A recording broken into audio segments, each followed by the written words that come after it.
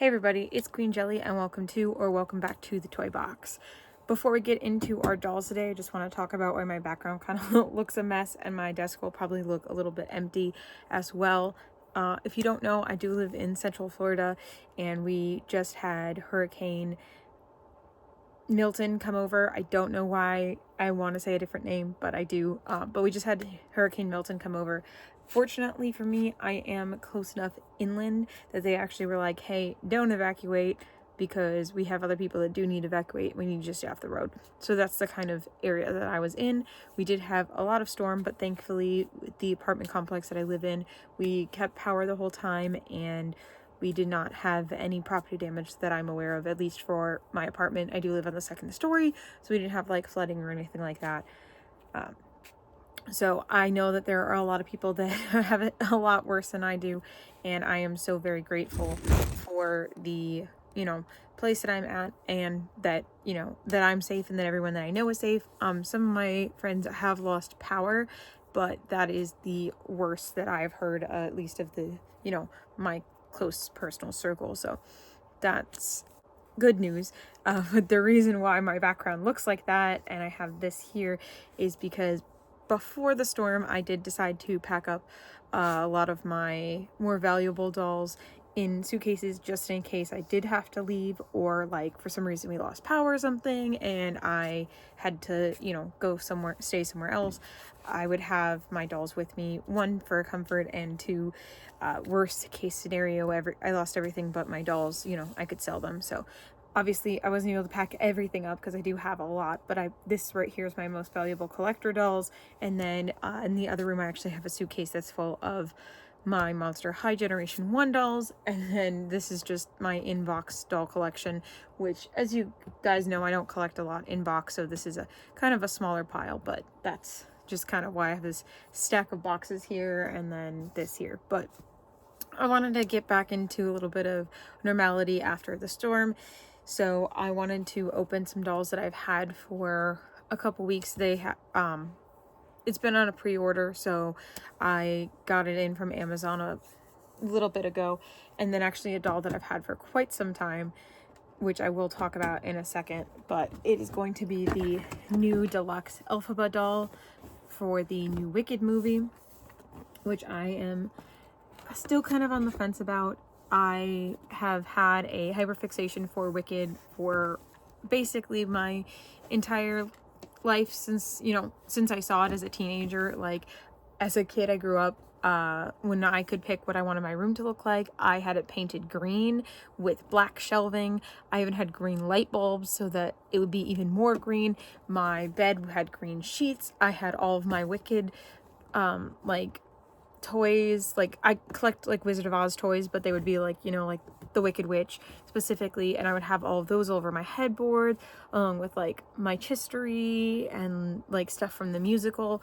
I have a signed grimoire that I actually got signed in the like, I went and saw a production and then we went to the back alley, and as the actors were leaving, they signed my grimoire, and that was a really cool experience. But like my wedding was Wicked themed. Like I even wore a black dress, so Wicked has meant everything to me. But I think that's kind of part of why I'm so nervous about this movie, because I really hope they do it justice. I absolutely love the casting that they did for Elphaba. However, I am not a fan of the casting of Galinda, because I just personally really, and I know it's unpopular, but I really don't like Ariana Grande. Anytime that I have had to, haven't had to work with her directly, but the company that I work for does work with her, and I have never heard a good story about her ever, or her family, which I know like you can't control your family, but at the same time, like none of them have I ever heard anyone having a good interaction with for the company that I work for. And I don't know, I'm really nervous about it, but hopefully overall it will be good. And the other thing that I find really scummy is the movie's in two parts, which, you know what, it's fine, especially because they're splitting in half right where the play is in half, because the play is technically, or the musical's technically in two halves. But they're not advertising it as Wicked Part 1. It's just advertised as Wicked. So people who don't know that are gonna go into it and get bamboozled when it ends halfway through. And I think that's kind of scummy. But other than that, like, again, Wicked means a lot to me. So I am going to probably give it a try. But I just have my reservations about it. But because, as I said, Wicked has been something that's been very important to me my whole life. A couple years ago, back at a convention, I actually bought this doll. She was really expensive. I bought with the intention of keeping in box. Unfortunately, her box has gotten damaged over the years. And she just kind of sits up on a shelf, and you know, I really, like, she's dusty and stuff, and you know, again, as I said, I have a very small in-box collection, and I just think it's time for her to come out. So I'm going to compare her to this new Elphaba, but this is part of a Barbie signature collection. So this is a specifically also Wicked collection, but this is specifically Barbie, whereas this is Wicked the musical, I mean the movie, I'm sorry, not Barbie, but it is also by Mattel. So I just thought that they might be you know, a good comparison to go together. And this is a newer doll. This is a bit of an older doll, so I don't know how well she would do in a video on her own. So if I'm gonna open her, I'll go ahead and open these together and kind of compare them. So anyway, thank you for listening to me ramble for about 7 minutes now, apparently. Anyway, I'm going to get my desk a little bit more cleaned up, and we're going to move up there and look at them a little bit closer. While we're moving up there, please don't forget to like, comment, and subscribe, and we will see you in just a moment. So here we are on the desk, and again, I just want to apologize one more time that the background is going to be a little bit more empty and bland than I would normally have it, but again, that's because most of my collector dolls that are usually what's on these shelves are still put away from the packing them up just in case for the hurricane.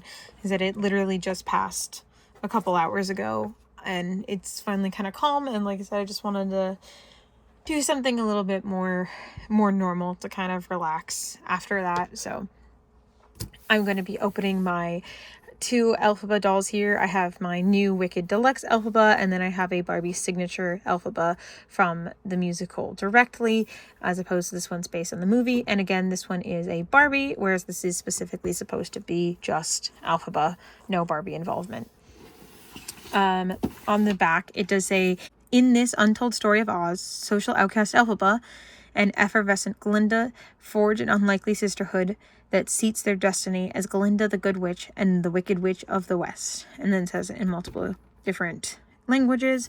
This one has 3 accessories, but it also, I believe, has a stand. Yeah, 1 doll, 3 accessories, 1 doll stand. I don't know why the English version is in the smallest print out of all of them, but it is. It does have some really cool details on the side, as well as like on this side we have Elphaba up here, and then here's her hat. I swear I just saw Chistery. So there he is. There's Chistery up here in this corner, and then her hat, and then an E for Elphaba, and then the Emerald City down here. And then here is a closer look up at the box for the Barbie one. A surprising tale reveals an unlikely friendship between the Wicked Witch of the West and Glinda the Good Witch, long before Dorothy drops in. Elphaba, born with emerald green skin, is smart, fiery, and misunderstood.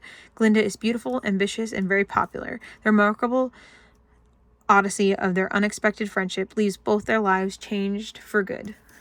And that reference is because this is the finale dress for Elphaba, so this is the for good look, where I would say this is more of the defying gravity look. So this would be the end scene for the new movie, whereas this is the end of the actual musical entirely. They are both black dress. They both have a cape with a broom, and then they both have their hats. It looks like this one also has a satchel bag. Now, I don't believe that this one comes with a stand. It does not mention it. This also says 2018, but I don't know if that's just the...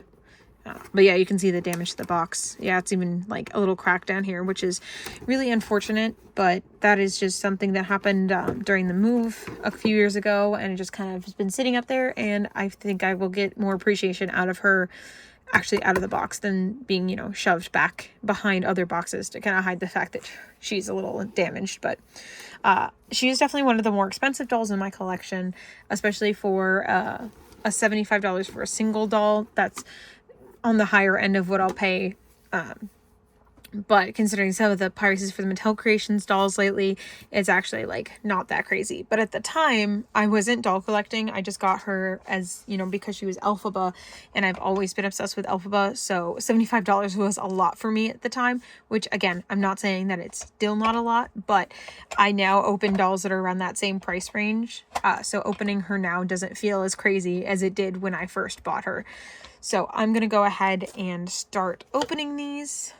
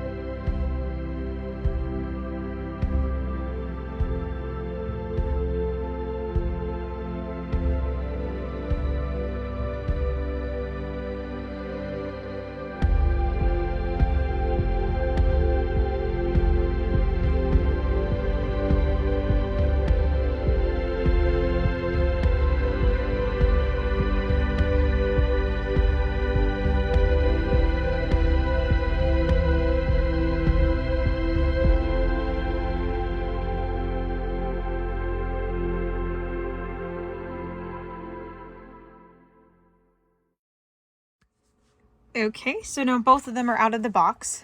There's a couple things I thought about while unboxing them, but I also looked some stuff up about this Elphaba. So I was correct. She was released in 2018. She was originally released at $50. So they were actually originally the same exact price point, because this Elphaba is a $50 doll. I got mine off of Amazon.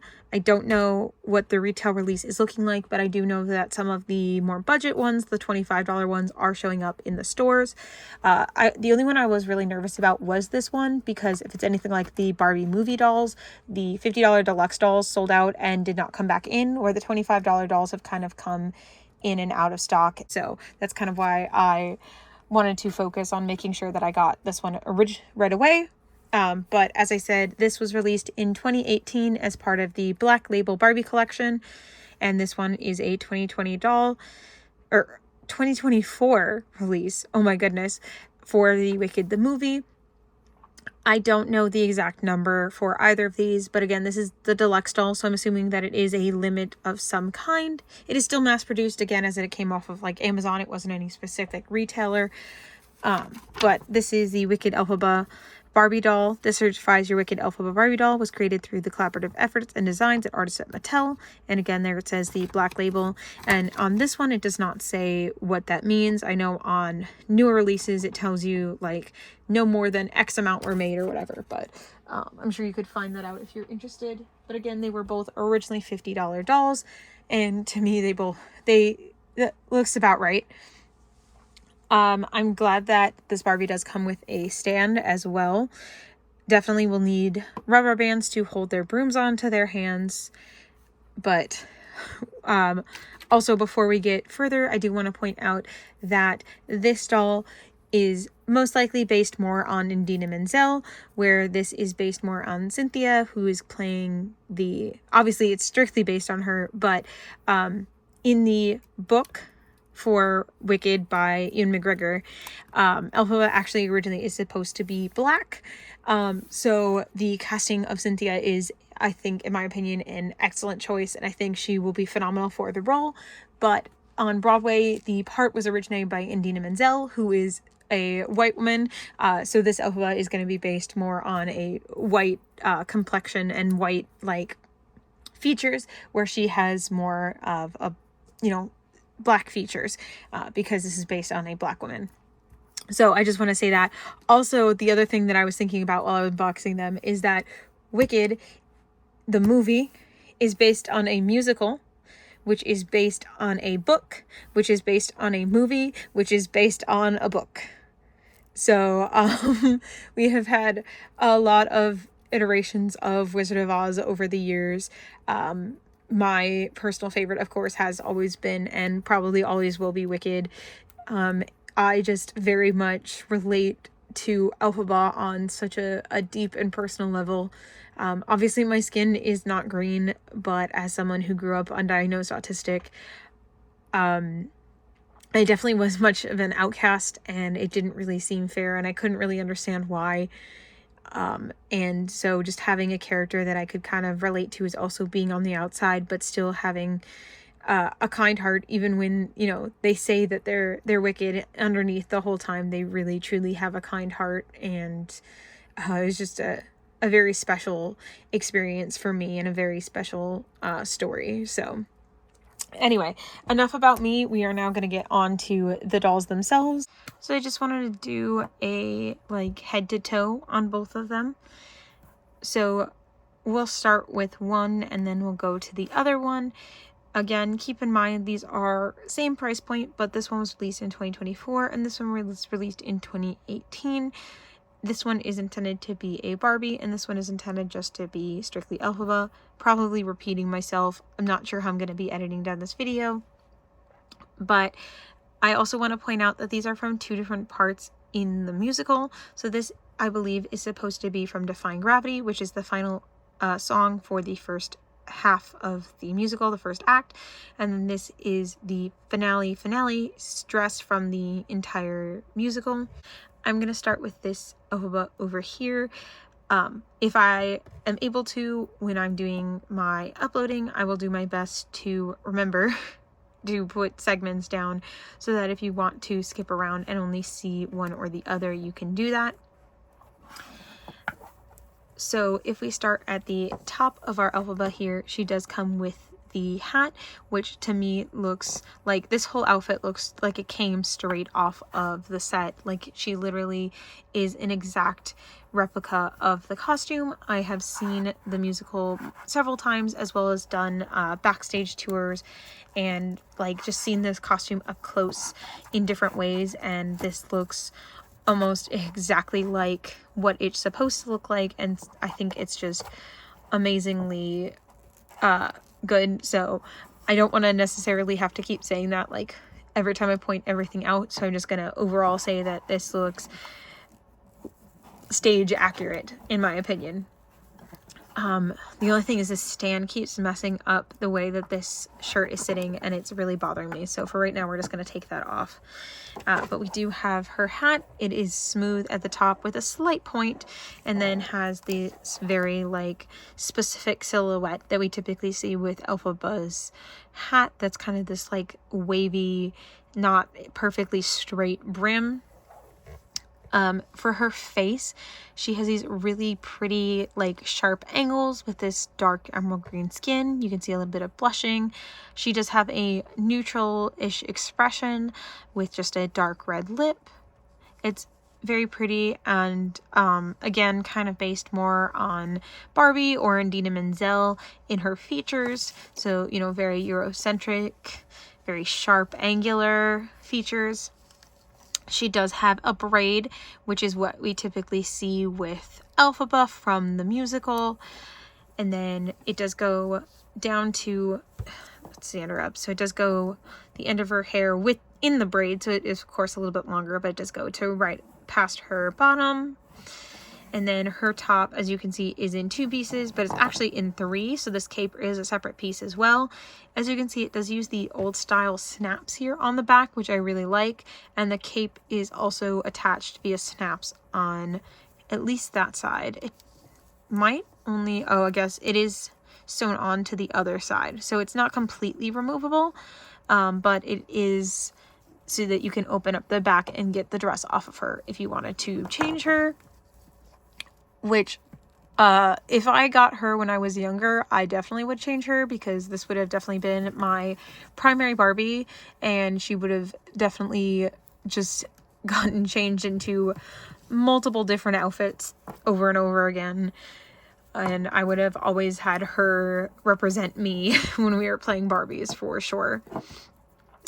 As for the top, it is a kind of sheer material, but you can see that there are some red and black details in there. It's made out of this really pretty like lace, and it is scalloped down here at the bottom, and then of course has these frills up here by the shoulder.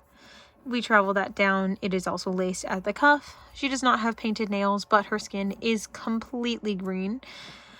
And then down here we have her skirt. It is a ruffle layered skirt. The ends are a little bit shiny to catch that light, the stage lighting. It's very pretty in person, of course. And of course, this doll is absolutely gorgeous. And then it, right about her knees, they're right here, it does flare out at the bottom and then goes a little bit past her feet.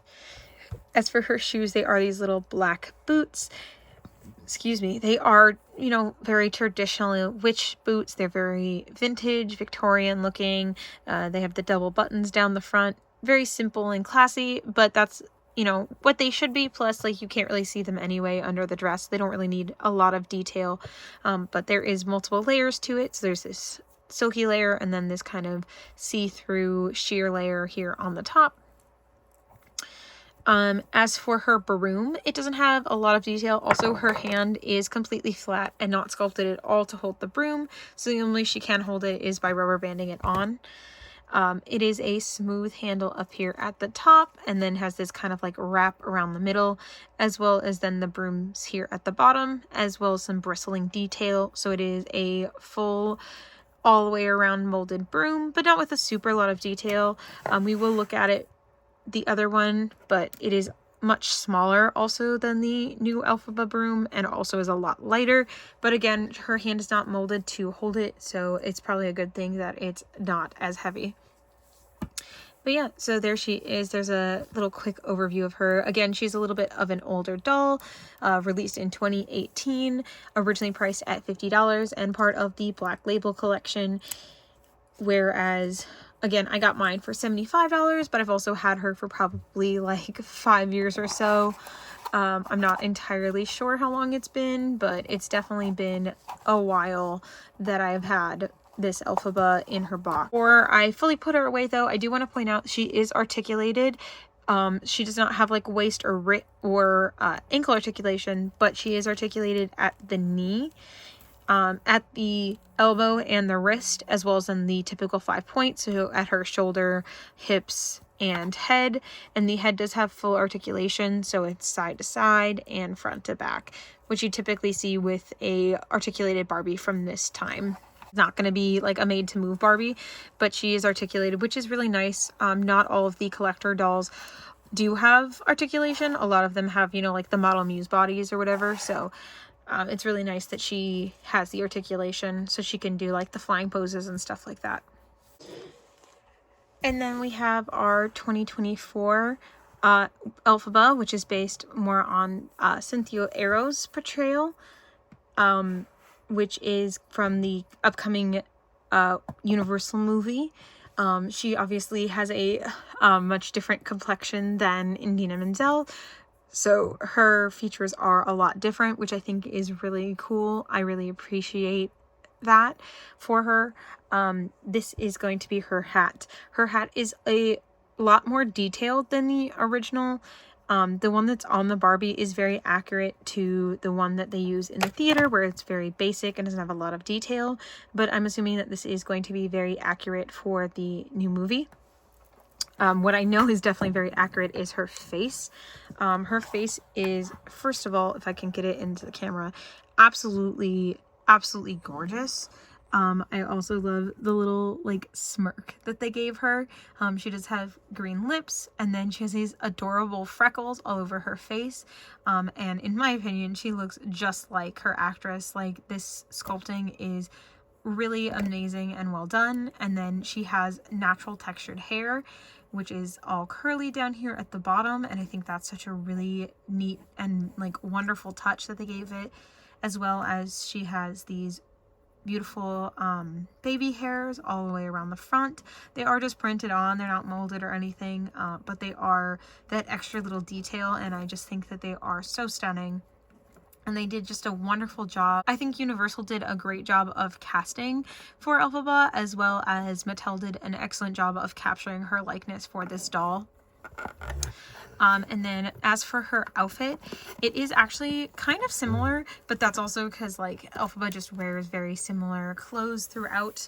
But as I was saying before, this is a different scene than the other one, but it's also a black kind of sheer number with a little bit of color. So underneath you can see that there is this purple layer that's what giving it its color, with this black like stretchy material on top. In the back it is Velcro. As well as this cape is actually a completely separate piece. It is made of quite an interesting material, so it's kind of sheer, but then it has that like kind of silky, I can't remember like the name of it, like flocking type material on top, but it still has this like nice stretch as well as being kind of see-through. And I really like how it like flares, like it kind of like goes around her ankle and then kind of flares nicely around the stand. I think it's a really nice like fit for her. You can kind of see it from back here. And then we have her satchel, which the original Barbie one does not come with a satchel. It's just a molded plastic. It doesn't open or anything, but it does have a lot of like little details here. You can see like the flap and all these little like designs, and again, very asymmetrical, very Aussian. And because she also has the same exact kind of jointing as the Barbie, where she has the basic 5 points as well as wrist, elbow, and knee, she can hold poses like this where she can kind of hold her purse. As you can see, her hand is a little bit more curved than the Barbie and has a little bit more gap at the thumb, as well as she has this other hand here that is curved. She absolutely has to have a rubber band in order to hold the broom because it is so heavy. You can see all of those details in the broom that make it so heavy. But I definitely like the curved hand better. It definitely holds the illusion better, but she still also needs a rubber band. I've been trying to get her to hold it without it, but because it is so heavy, it just kind of flops right out of there. And then her shoes are a lot, they're not painted either, but they are a lot more detailed than the other ones. But again, you can actually see these ones, so I appreciate that these are more detailed. I really like this style, so you can see that it kind of starts here and then wraps around. So like typically you would see like the tongue right here on the front and just go straight down. But because we're going for that asymmetrical Aussian look, it wraps around her ankle. And I think that's a really nice attention to detail. Again, I'm assuming that's coming from, you know, Universal and the film designers and the costumers there. But the fact that Mattel captured that, I think is really nice. And then one of my favorite things is this really, really beautiful stand that she comes with. It is in the emerald green and it is molded to say Wicked, as well as it looks like this cog design. You can see the cog right up here, as well as in the, you know, the shape of the entire stand, which is really neat because the musical definitely has a lot of like cog and like kind of steampunky vibes to its design. So them carrying that over into the movie, I really think is a nice touch, and I really appreciate that. So I know this video was kind of a little over the place. I know I kind of rambled. I was just so excited to have these. They just mean a lot to me. As I said, Elphaba has always been very important to me. And right now I'm just kind of starting a new phase of life and having something that's kind of, you know, from my past, but also kind of representing the future. Just kind of is really good timing for me. And I appreciate having both of these dolls in my collection and in my life, and I'm definitely going to treasure them for a long time to come. I think the details on both of them are amazing. I think they're both beautiful in their own ways. I just so happy to have them in my collection. I know Mattel doesn't always have the best quality dolls, but I just think that both of these stand up really well. Again, this is from 2018, this is from 2024, so they're definitely very different eras, but I both think that they both have very similar quality. Of course, this one does have the button snaps, which I really like, and this one just has the Velcro. But she has a little bit more work into her accessories, so I'll kind of give her that. And again, I did pay $75 for the Barbie because I got her secondhand, but she was originally $50. And honestly, with her being originally $50, $75 is not that bad of an upcharge, especially that I got her at a convention. So I'm pretty happy with both of them. Again, I'm going to have to rubber band this one to her hand, but I definitely think they're both really pretty dolls. And I wonder if any of you guys will be collecting the Wicked dolls. As I said, I do intend on collecting as many of the Elphabas as I can. I currently have not been able to afford the Madamorable Elphaba 2-pack, but I do have a couple of other pre-orders on the way. Unfortunately, I did have to cancel the singing Elphaba doll because of when the pre-order was going to come through. I just didn't have the money for it at the time. However, I was still planning on getting her at some time. So I will hopefully have all of the Elphaba dolls and then maybe get 1 or 2 Galindas, just depending on how that goes, just because I want to have probably at least 1 just to complete the collection, but I definitely will be collecting all of the Elphaba that I can find. I also have already... this one that I need to review is the Nessa Rose doll, which I definitely like. Her dress is very cheaply made. It's just very printed on. The budget definitely went to this wheelchair, but this wheelchair is so cool. And as a part-time wheelchair user, like, I just really love this attention to detail on here and everything. It's one of the few characters that we have that is a wheelchair user. Obviously, if you know the story, like, it's not the best representation of a wheelchair user, but just because of her personality, but it's just really exciting to have. So yeah. I was kind of rambly, but again, my very last final thought I want to leave you with is that, at least for me, this doll was very much worth every penny that I paid for her, and so was the other Elphaba doll, and I cannot wait to have them in my collection for years to come. They're definitely going to be very special to me. So thank you so much for coming on this journey with me as I unbox them, and I can't wait to see you in the next videos as I continue to move forward. And yeah, again, thank you so much for watching. Please don't forget to like and subscribe. I hope you enjoyed as much as I did, and we will see you very soon in the next one. Bye.